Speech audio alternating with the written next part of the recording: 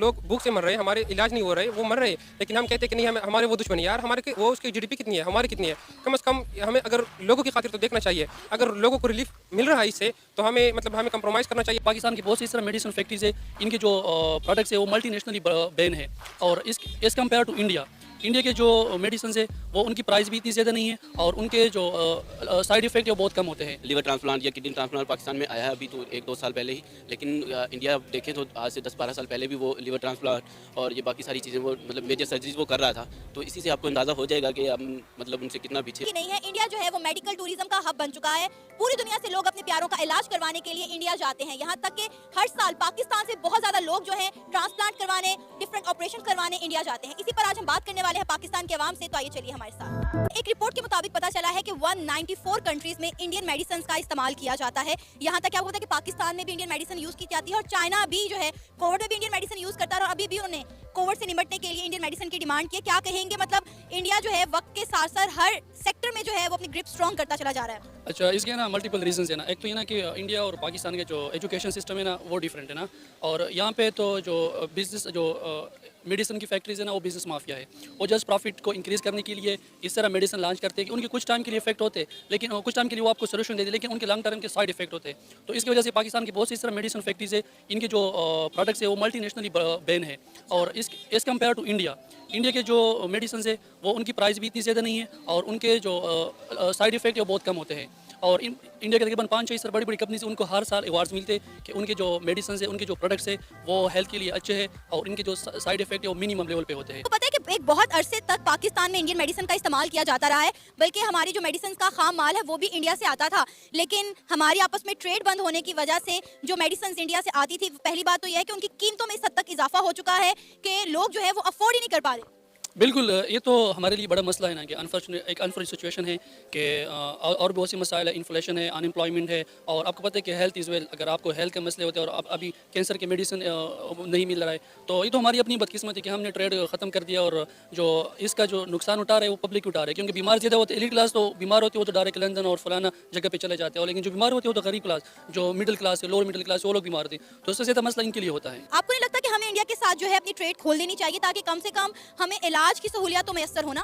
देखो ना, ट्रेड नहीं बल्कि हमारे इंडिया के साथ बायलैटरल रिलेशन होना चाहिए, हमारे सही तल्लुकात होनी चाहिए। जी शुक्रिया। पहले तो बात यह है कि आपने बात की कि 194 कंट्रीज़ इंडियन के मेडिसिन इस्तेमाल करते हैं, तो बिल्कुल इसी तरह हमें भी चाहिए, अगर वो इन मेडिसिन मुज़ीर सेहत ना हो और इस्तेमाल के काबिल हो, तो हमें भी चाहिए, हमें ये टेंशन जो है हमारे बीच मुल्क के दरमियान उसको ख़त्म होना चाहिए। और ये जो है कि इंडियन मेडिसिन ब्लैक में आना चाहिए। इससे कम से कम ये होगा कि पाकिस्तान में आजकल मेडिसिन की प्राइस 300% महंगी हो गई है। इससे तो कम से कम ये हो जाएगा कि गरीब लोगों को एक रिलीफ मिल जाएगा कि इससे वो आसानी से वही मेडिसिन जो आज वो 1000-1200 का लेते हैं वो 400-300 में हो जाएगा। तो ये एक अच्छा तासुर जाएगा और गरीब के ऊपर से बोझ कम हो जाएगा। बिल्कुल, आपने बहुत बेहतरीन बात की है कि बहुत सारी हमारी मेडिसिन इंडिया से आती थी जो कि बंद हो गई, जिसकी वजह से उन मेडिसिन की कीमतों में इजाफा हो गया। इवन कि बहुत सारी मेडिसिन का खाम माल भी इंडिया से आता था, लेकिन अनफॉर्चुनेटली हमारी इंडिया के साथ ट्रेड बंद कर दी इमरान खान साहब ने, जिसके बाद से जो है मेडिसिन आना बंद हो गई हैं और जो मेडिसिन मिल रही हैं वो वाकई में उनकी कीमतों में इंतहा से ज़्यादा इजाफा हो चुका है कि आम बंदा जो है वो मेडिसिन अफोर्ड नहीं कर सकता। तो डेफिनेटली हमें इंडिया के साथ ट्रेड को बेहतर करना चाहिए। बिल्कुल बिल्कुल, ये हुकूमत की ये जो नई हुकूमत है इसकी एक गलत पॉलिसी है कि हमें वैसे इनके साथ दुश्मनी बनानी पड़ी है।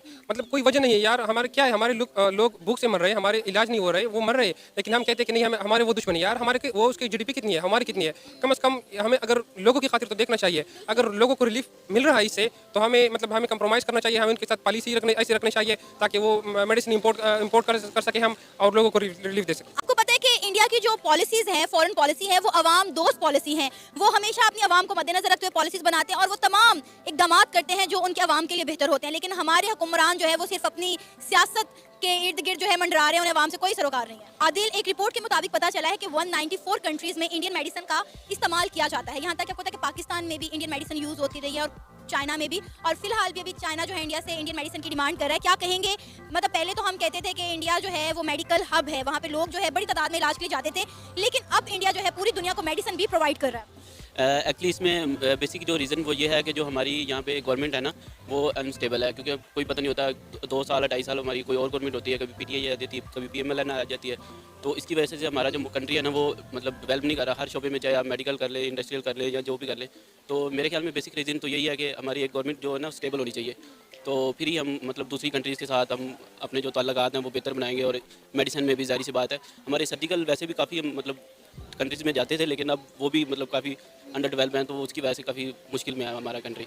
आपको पता है कि पाकिस्तान में बहुत सारी मेडिसिन पहले इंडिया से आती थी, यहाँ तक कि हमारा रॉ मटेरियल मेडिसिन का बहुत सारी का इंडिया से आता था। तो अब वो ना आने की वजह से, पाकिस्तान में इंडियन मेडिसिन ना आने की वजह से उनकी कीमतें कितनी बढ़ गई? कीमतें तो ज़ाहिर सी बात है आपके सामने ही है। हर मेडिसिन में जो ज़ाहिर सी बात है, जब जो इंटरनेशनल मल्टीनेशनल कंपनी है उनकी ज़ाहिर सी बात है वो 300-200% तक प्राइसेस बढ़ी हैं। अगर तो हम इंडिया से मोस्ट लाइकली वैक्सीन वगैरह भी वहाँ से ही आती हैं, तो अगर वहाँ से हम मतलब उनके साथ हमारा अगर अच्छा ताल्लुक होता है तो मतलब वहाँ से ज़ाहिर सी बात है हमें रेट्स में भी और काफ़ी ज़्यादा हमें बेनिफिट मिलेगा, रिलीफ मिलेगा।